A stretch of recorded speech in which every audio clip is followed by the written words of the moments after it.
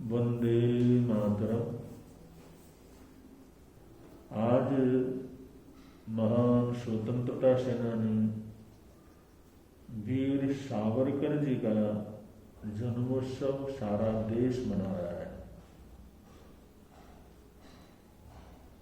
देश की करोड़ों जनता उस महापुरुष को उनके जन्मोत्सव के उपलक्ष्य में बड़े श्रद्धा से याद करते हुए श्रद्धांजलि अर्पित कर रही है।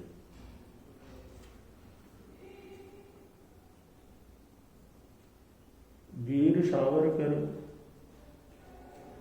उनका हमारे देश के लिए, देश की जनता के लिए कितना बड़ा बलिदान है, ये सब लोग जानते नहीं हैं।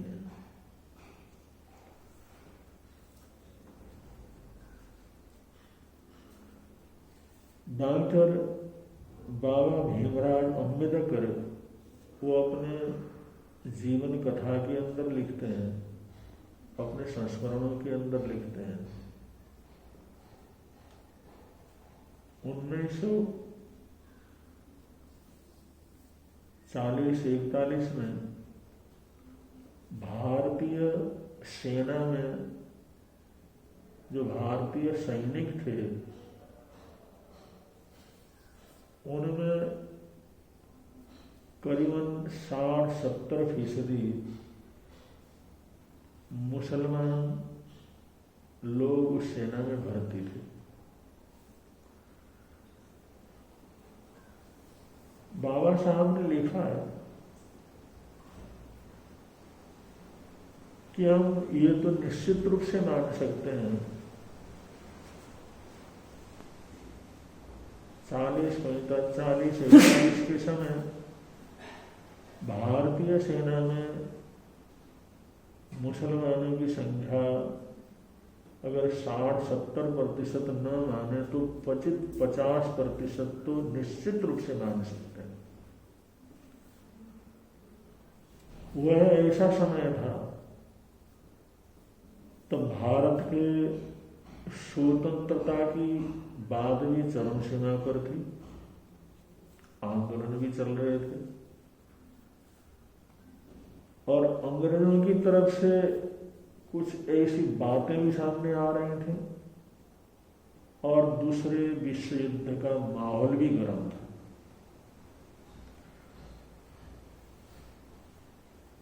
और भारत के बंटवारे को लेकर के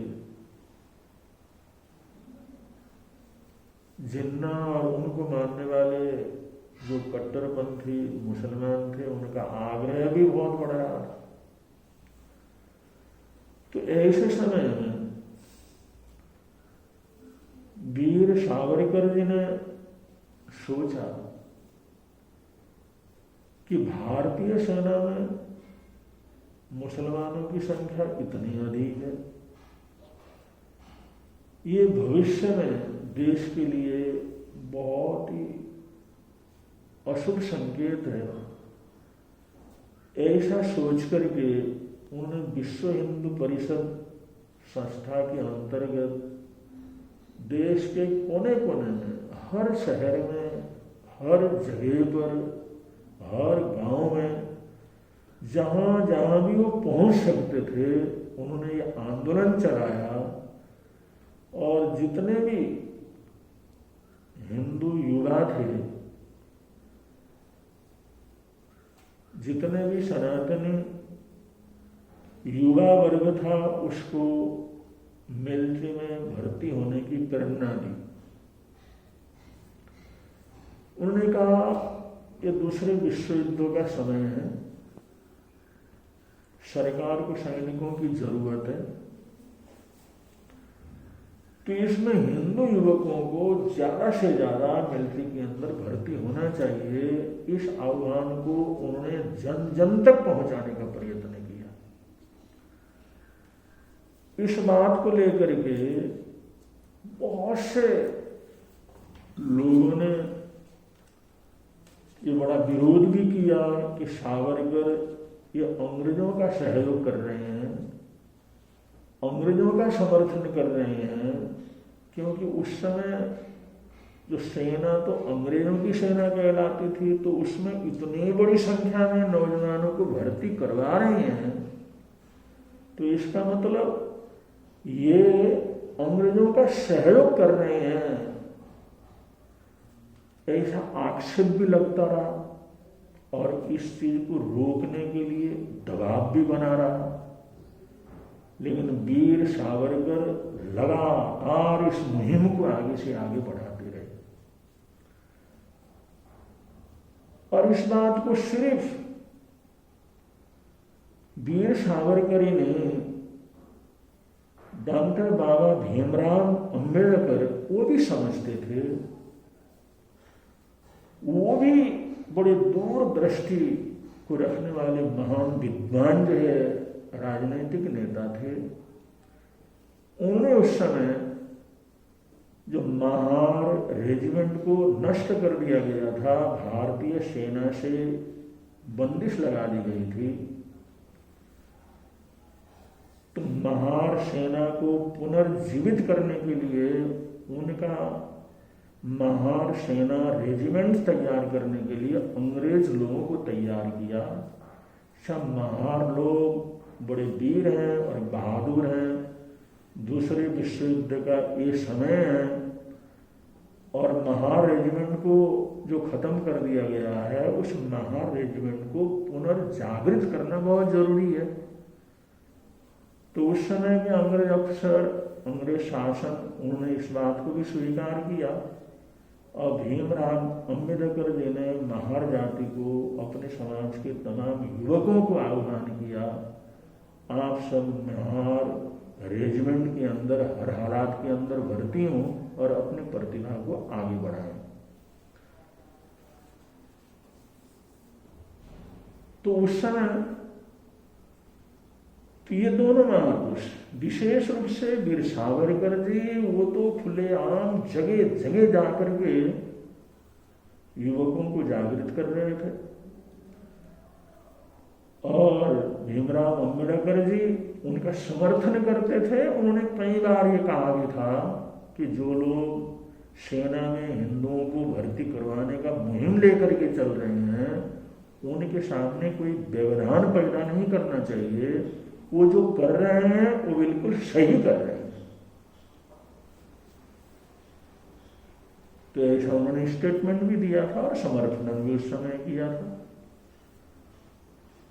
तो इस प्रकार उस समय के राष्ट्रवादी महापुरुषों ने उस मुहिम को ऐसा चलाया जहां पर 60 से 70% मुसलमान भारतीय सेना में थे और ये मुहिम इस ढंग से जन जन तक पहुंचाया और वीर सावरकर ने गांव गांव, जिले जिले में जाकर के जो प्रचार प्रसार किया और इन हिंदू युवकों के मन में अपने को शक्ति संपन्न करने की एक प्रेरणा दी और सेना के अंदर भर्ती करवाया। आप लोग आश्चर्य मानेंगे, 1946 में जिस समय गणना हुई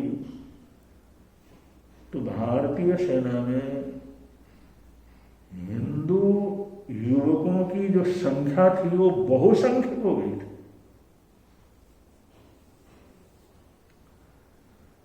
अब इस बात को लेकर के जिन्ना ने बड़ी चिंता भी व्यक्त की थी, क्योंकि वीर सावरकर ये सोचते थे जैसे कि स्वतंत्रता का माहौल चल रहा है या देश के बंटवारे का माहौल चल रहा है, वैसे तो महात्मा गांधी जी ने कई बार अनाउंसमेंट कर दिया था मैं देश को बंटने नहीं दूंगा, अगर देश बंटेगा तो मेरे लाश के ऊपर बंटेगा। लेकिन फिर भी वातावरण तो ऐसा था, चर्चा तो थी। तो उन्होंने सोचा अगर ये देश स्वतंत्र हुआ, अगर भारतीय सेना में हिंदू सैनिक न रहे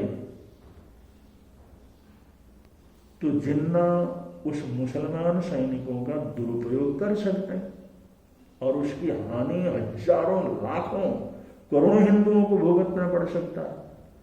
या बाइडेन देश का बंटवारा हुआ तो सारी सेना जब मुस्लिम सेना रहेगी, वो पाकिस्तान की सेना रहेगी, तो वो तो हमारे देश के लिए सबसे बड़ा सिरदर्द होगा और उनसे क्या अपेक्षा की जा सकेगी कि वो देश की सुरक्षा को पुख्ता रख सके।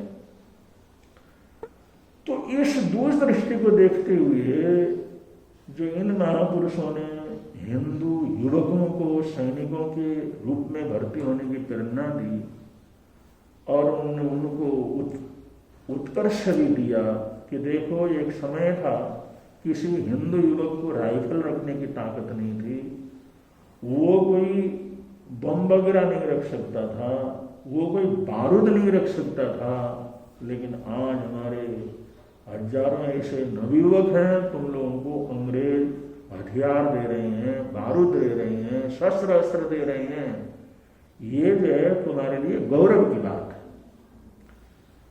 अब जिस समय खुदा न खास्ता दैवयोग देश का बंटवारा हुआ, अब जिस समय देश का बंटवारा हुआ तो सैनिकों के लिए भी विकल्प रखा गया, वे कौन हिंदुस्तान की सेना में रहेगा और कौन पाकिस्तान की सेना में रहेगा। तो करीबन जितने मुसलमान सैनिक थे उन सब ने पाकिस्तानी सेना में रहने की इच्छा प्रकट कर दी। अब जबकि इन महापुरुषों के प्रयत्न से, इन स्वतंत्रता सेनानियों के प्रयत्न से हिंदू युवक, उनकी भर्ती की जनसंख्या उस समय बहुसंख्यक हो गई थी, तो बड़ी संख्या में भारतीय सेना मौजूद रही। अगर सारे सैनिक एक धर्म के नाम पर, इस्लाम के नाम पर, मुसलमान के नाम पर, अगर वो सारे के सारे पाकिस्तानी की सेना के अंदर होते तो हिंदुस्तान की क्या गति होती, हिंदुस्तान की सुरक्षा कैसे होती। लेकिन ये सैनिकों के बंटवारे के बाद जिस समय सारे मुस्लिम लोग, मुस्लिम सैनिक पाकिस्तानी सेना के अंदर रहने की इच्छा प्रकट की, तो भारतीय सेना में जो बड़ी संख्या में हिंदू नौजवान भर्ती हुए थे, उस वजह से भारतीय सेना मजबूत रही, बड़ी रही और उस पाकिस्तानी सेना के मुकाबले यहाँ की सेना की संख्या ज्यादा रही। अब ये किसकी वजह से हुआ? ये सब उन महापुरुषों की वजह से हुआ जो 8, 5, 7 साल पहले, 10 साल पहले अनुमान लगा करके उन्होंने 80 से चोटी तक का जोर लगा करके जनता को जागृत करके युवकों के मन में देशभक्ति की भावना पैदा करके उन्होंने मिलिट्री में भर्ती होने की प्रेरणा दी। और देश का बंटवारा होने का बाद सिर्फ 3 महीने भी अभी नहीं हुए थे, उस समय पाकिस्तानी सेना ने कबीलियों का भेष धारण करके उन्होंने हिंदुस्तान के अंदर आक्रमण कर दिया। अगर उस समय हमारे देश में वो हिंदू सैनिकों की संख्या इतनी बड़ी न होती, तो आप लोग सोच सकते हैं उसका परिणाम क्या होता।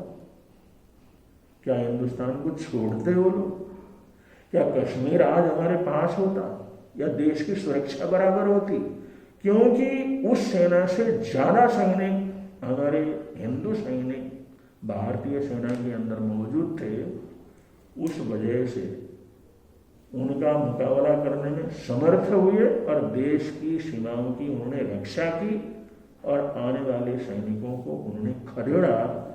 तो ये सब उन महापुरुषों की दीर्घ दृष्टि का परिणाम था। और उस पीरियड में जो नेता सुभाष चंद्र बोस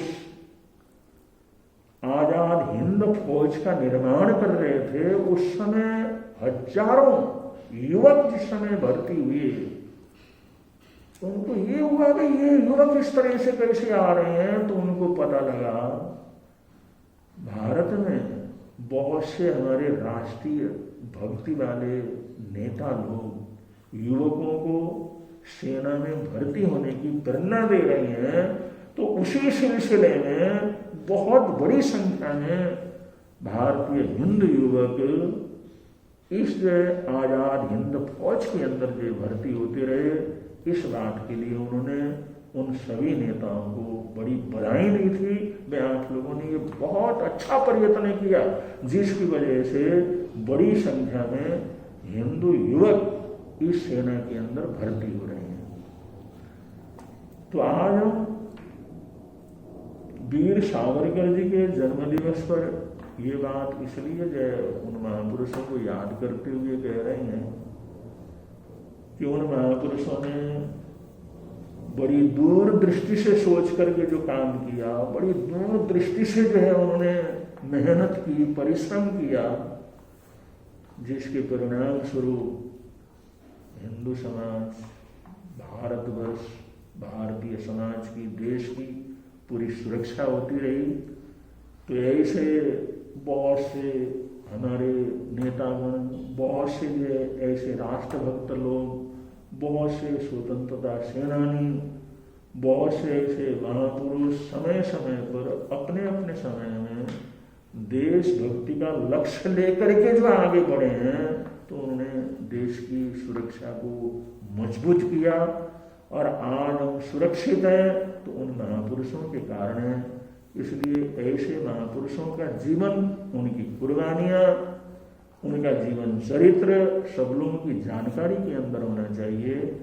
अगर ऐसे हम उन महापुरुषों को उनके जन्मदिन पर या उनकी पुण्यतिथि पर याद न करें तो ये हमारा दुर्भाग्य होगा। ऐसे जितने भी महापुरुष हैं जिन्होंने देश के लिए ऐसी कुर्बानियाँ दी हैं, उन लोगों को याद करना और उनके प्रति श्रद्धा की सुमन अर्पित करना, उनके प्रति आभार प्रकट करना, धन्यवाद करना, ये प्रत्येक भारतीय का अपना कर्तव्य होता है। उसी कर्तव्य को पालन करते हुए आज हम जन्मदिन के उपलक्ष्य में वीर सावरकर को ये श्रद्धा के सुमन अर्पित करते हैं। बोलिए भगवान महावीर स्वामी की जय।